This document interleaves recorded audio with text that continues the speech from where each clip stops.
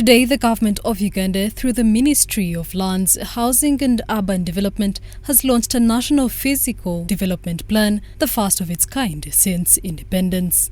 The event was presided over by Uganda's Vice President, Major Jessica Lupo, represented by Honorable Rebecca Alitwala Kadaga, the Minister for East African Affairs.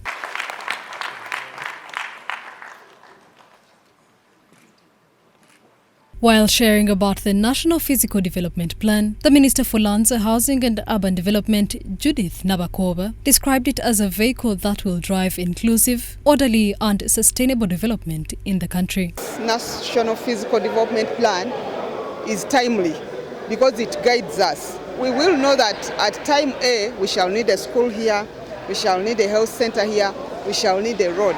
And we are going to use the planners within the respective local governments to begin planning for their areas. We have been seeing mushrooming petrol stations and planned structures coming up on, major roads. But now this is the time for local governments to think about compliance, but also acting and enforce what the national plan looks at and make sure that it is well aligned with their local plans. The first Deputy Prime Minister, Rebecca Alitwala Kadaga, who represented the Vice President at the launch, explained how timely the National Physical Development Plan is essential as regards to the need to protect and conserve the country's natural resources. All MPs should take notice of this plan as prepare your input into the fourth NPDP.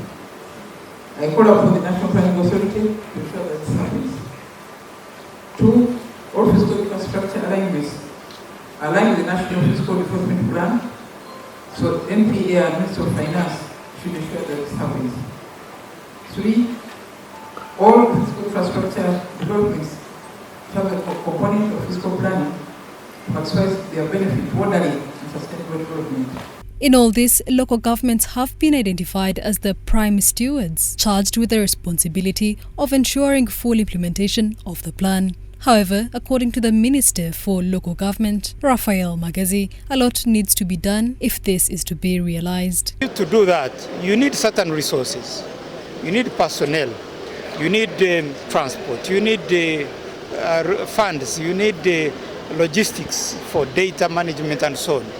So one of the challenges the local governments are facing today is that the little local revenue they collect comes to the center first, stays here for some wonderful months, then is sent back to them, sometimes in bits and pieces.